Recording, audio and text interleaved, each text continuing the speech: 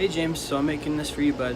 I'm at school, so this is what I'm working on. This is a CNC mill. It's a Haas brand.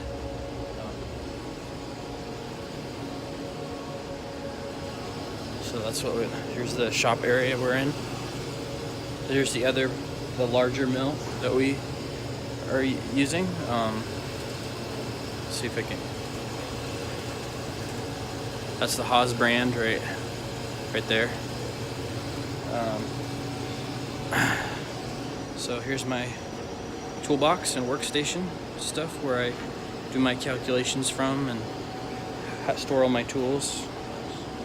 So there's like a caliper, 1-inch micrometer, 2-inch micrometer,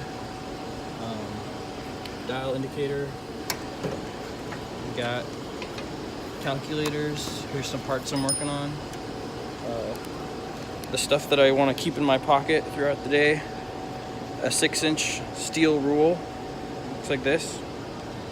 Measures in thousandths of an inch. A Starrett card has the conversions for measuring from inches or from decimal inches to fractions, and the equivalent drill sizes for taps and just machining stuff that I need. You need one of these. It's like a essential card you keep in your pocket, you look at all the time. Pens and stuff that I have. Here's like the tools and stuff that I carry. Files, for deburring parts. This is a good one to use. It's got if you look at it from the top, each angle here is 30 degrees.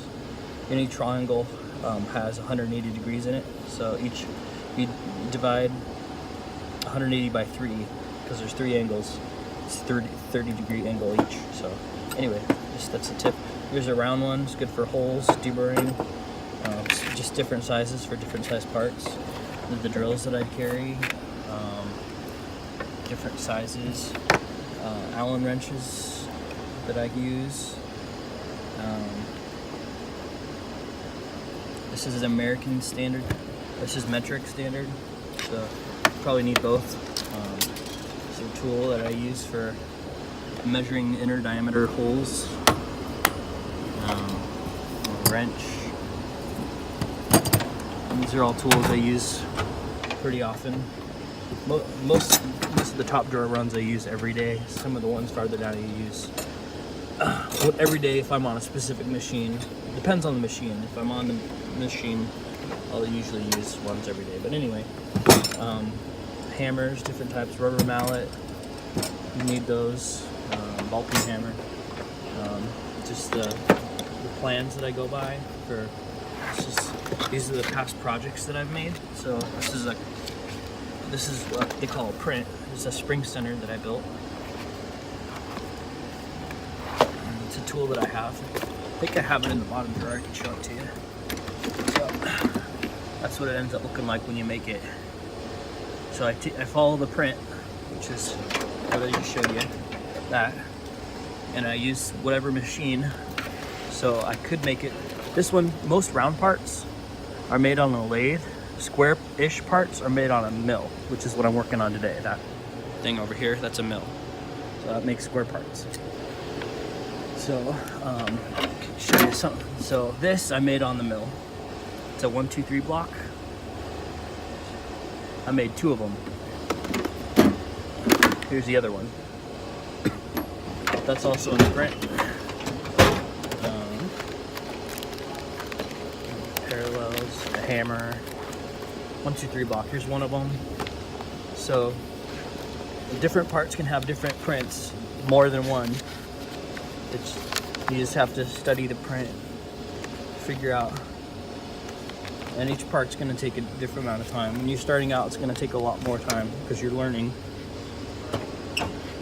But you got to just kind of get out there and do it to learn it. Get on. The more machine time you can have on the better off you'll be. So I'm learning. See, these are some widgets that I made using a This one I made with a CNC lathe.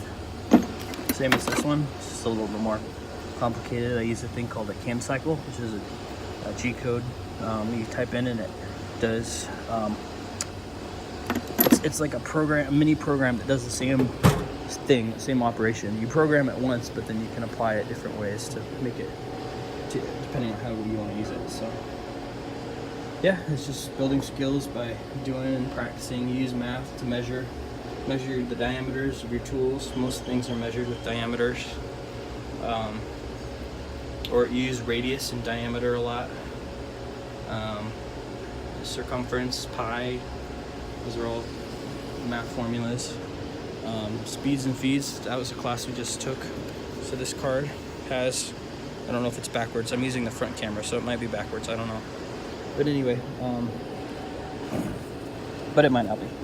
So these are just formulas. RPM is revolutions per minute equals SFM, that's surface feet per minute, times 3.82, which is if you take 12 and divide it by pi, there's 12 inches to a foot. So that's how you get the 3.82. But anyway, it's complicated. So you basically just take that formula, type it in, and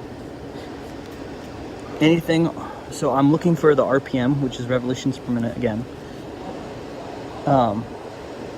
If I do what's on the right side of the equal sign, the SFM, that's the formula that gets me the RPM.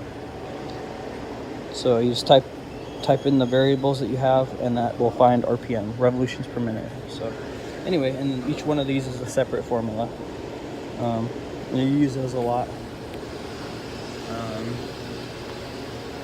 So these are the different tools that we put in the CNC mill. So you can operate it manually by hand jogging stuff, or you can put in a code and have it do it for you, but you have to memorize the code. Sometimes it's just easier to visualize by doing it yourself. It just depends on you and your skill level. So yeah, if you're familiar with programming, then it would probably be easier for you, but I'm not, so I've struggled with doing it, wanting to do it manually, because you can do it, the machine will do both ways, but I tend to gravitate towards the manual way just because that's where I'm coming from. So anyway, that's it for now, so see you later. Hope you find that interesting or helpful.